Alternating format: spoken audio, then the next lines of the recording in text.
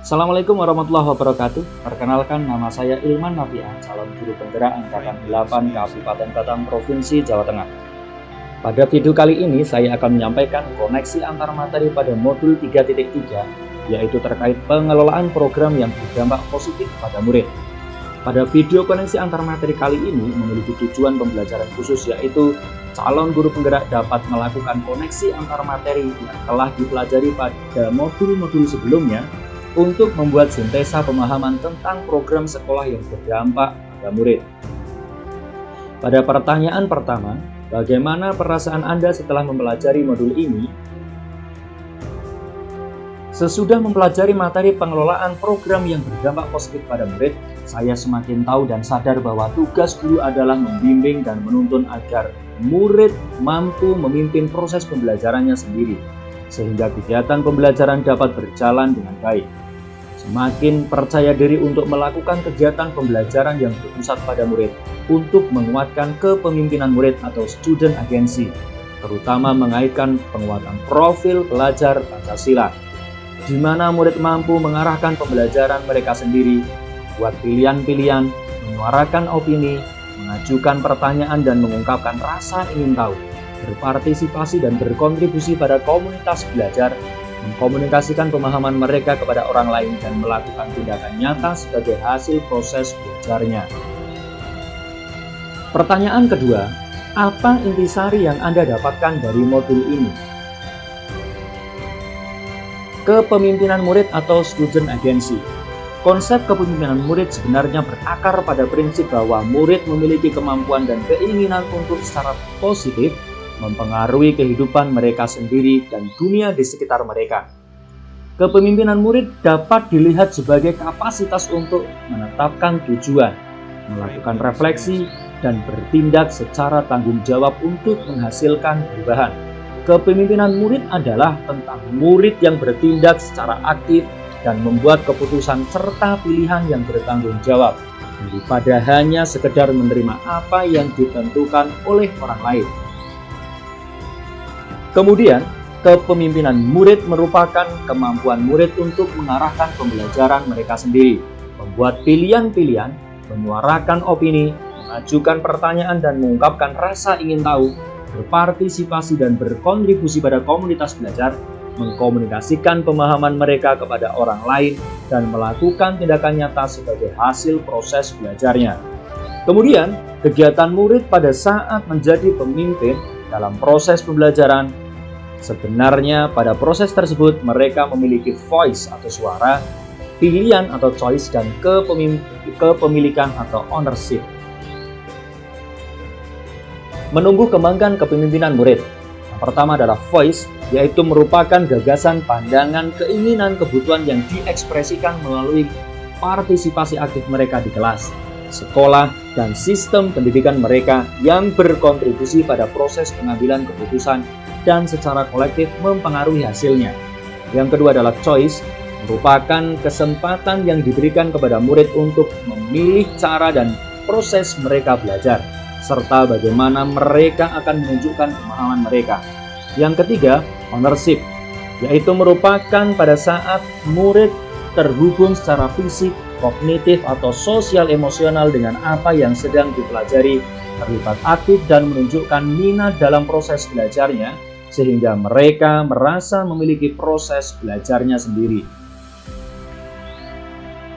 Peran sebagai pendidik, bahwa tugas kita sebagai pendidik sebenarnya hanya menyediakan dan memfasilitasi lingkungan yang dapat menumbuh kembangkan kepemimpinan murid untuk menuangkan ide-ide dan gagasannya dengan tujuan untuk mengembangkan potensi, bakat, minat, kemampuan, kepribadian, kerjasama, dan kemandirian murid, sehingga pada proses tersebut murid memiliki suara, pilihan, dan kepemilikan dalam proses apa yang mereka pikirkan dan bagaimana cara melaksanakannya, serta merefleksikan setiap tindakan yang mereka lakukan.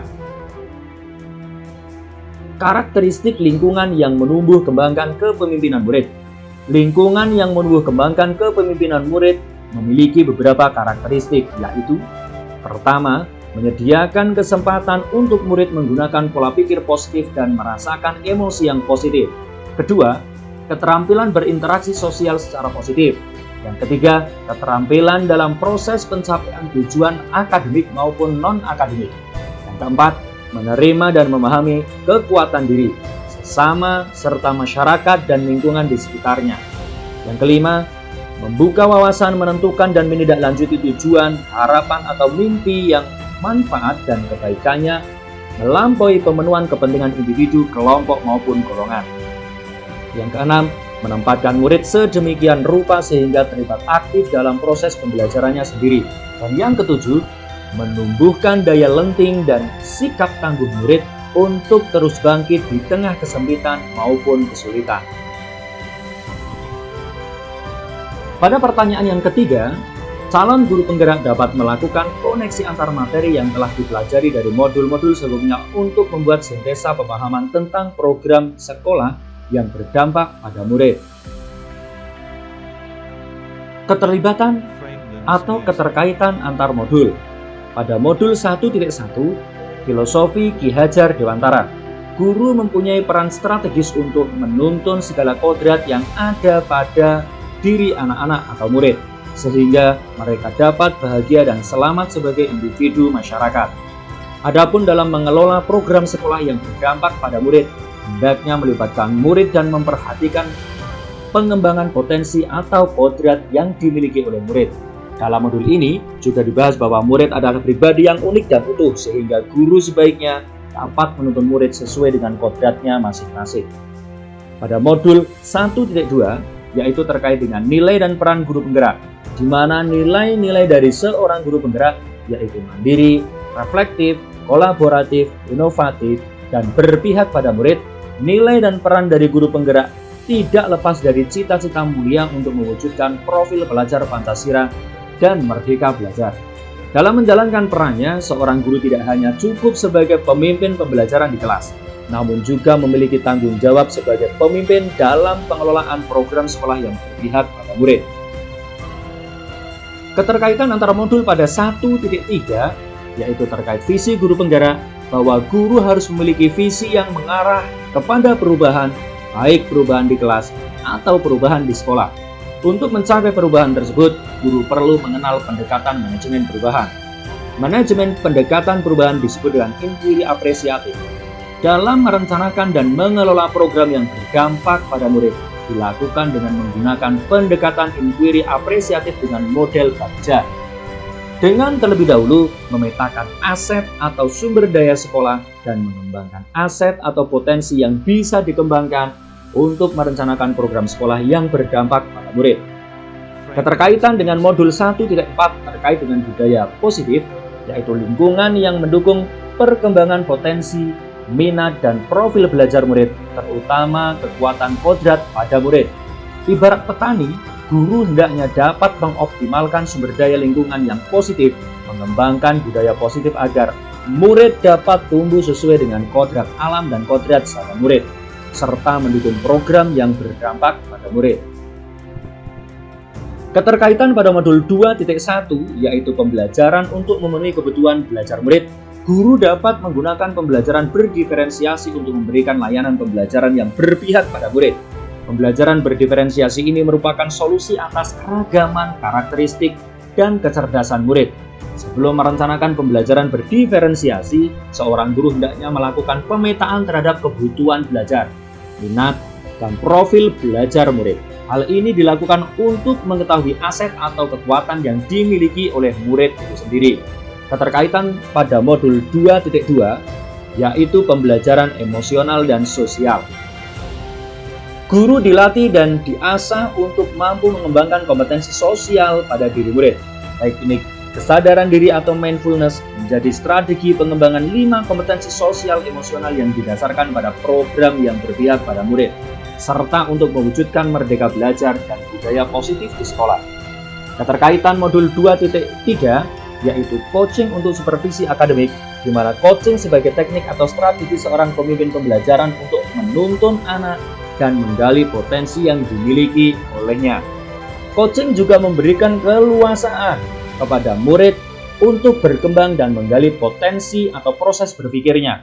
Dalam pengelolaan program yang berdampak pada murid, coaching dapat dilakukan sebagai salah satu strategi untuk mengembangkan sumber daya murid, mengembangkan kepemimpinan murid, menggali potensi murid untuk mencapai tujuan pendidikan, yaitu keselamatan dan kebahagiaan murid setinggi-tingginya. Kemudian, keterkaitan dengan modul 3.1 yaitu pengambilan keputusan berdasarkan nilai-nilai kebajikan seorang pemimpin. Guru sebagai seorang pemimpin pembelajaran dapat mengambil keputusan secara bijak, yaitu keputusan yang berpihak pada murid. Dasar, prinsip, dan paradigma atau nilai dalam pengambilan keputusan harus konsisten, terutama berkaitan dengan dilema etika atau apakah itu merupakan sebuah bujukan moral. Kemudian, keterkaitan dengan modul 3.2 yaitu pemimpin dalam pengelolaan sumber daya. Guru sebagai pemimpin pembelajaran maupun pengelola program sekolah harus dapat memetakan dan mengidentifikasi aset-aset yang ada di sekolah, baik aset fisik maupun non-fisik. Pendekatan berbasis aset atau kekuatan yang seringkali disebut dengan asset-based thinking akan lebih dapat mengoptimalkan potensi yang dimiliki oleh sekolah sebagai komunitas belajar, dibanding dengan pendekatan berbasis masalah atau kekurangan yang seringkali kita sebut dengan deficit-based thinking. Paradigma berpikir harus melihat sisi positif yang dimiliki oleh sekolah dengan berfokus pada aset yang dimiliki, maka pengelolaan program yang berdampak pada murid senantiasa dapat terencana dengan baik. Pertanyaan yang berikutnya adalah, setelah melihat keterkaitan antara modul ini dengan modul-modul lainnya, jelaskan perspektif Anda tentang program yang berdampak positif pada murid. Bagaimana seharusnya program-program atau kegiatan sekolah harus direncanakan, dilaksanakan, dan dievaluasi agar program-program tersebut dapat berdampak positif pada murid. Program yang berdampak positif pada murid adalah inisiasi dan pengelolaan sekolah yang melibatkan kepemimpinan murid atau student agency dengan memberikan ruang dan mempromosikan suara, pilihan, dan kepemilikan. Akhirnya terwujudlah rasa kebahagiaan dan sejahtera atau well-being dan budaya positif di sekolah. Kodrat anak yang memiliki ragam potensi dan bakat dapat tergali dan dituntun menuju kepada kebahagiaan yang setinggi-tingginya. Mengenali program atau kegiatan sekolah dengan perencanaan, pelaksanaan, serta refleksi evaluasi dilakukan secara kolaboratif dan memberdayakan aset atau kekuatan sumber daya yang dimiliki oleh sekolah. Akhirnya, dampak positif pada murid sebagaimana yang diharapkan terpenuhi secara menyeluruh. Perencanaan program dilaksanakan secara kolaboratif berdasarkan kebutuhan murid dengan mewujudkan lingkungan karakteristik yang menumbuh kembangkan kepemimpinan murid yang didukung dengan sumber daya aset, modal, potensi, kekuatan yang dimiliki sekolah melalui prakarsa perubahan dengan paradigma inquiry apresiatif yaitu BAGJA, memberikan ruang kepada murid pada suara, pilihan, dan kepemilikan.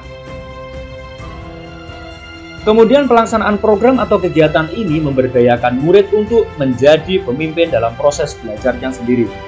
Murid mampu mempromosikan suara, pilihan, kepemilikan sendiri melalui proses yang memerdekakan sehingga murid mampu menjadi agen perubahan dan guru menjadi mitra belajar murid dengan menuntun dan memberikan umpan balik atau feedback atas capaian perkembangan belajar murid.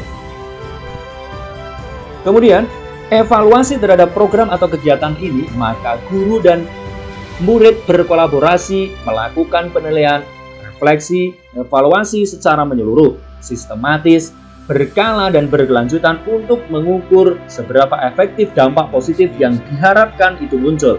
Kegiatan reflektif, evaluasi untuk mengetahui apakah program atau kegiatan sudah efektif memenuhi tujuan yang diharapkan dan apakah program atau kegiatan tersebut telah mampu menumbuh kembangkan kepemimpinan murid melalui suara, pilihan, kemudian kepemilikan. Bapak Ibu yang saya hormati, salam dan bahagia. Terima kasih atas perhatiannya, semoga bermanfaat. Saya akhiri. Assalamualaikum warahmatullahi wabarakatuh.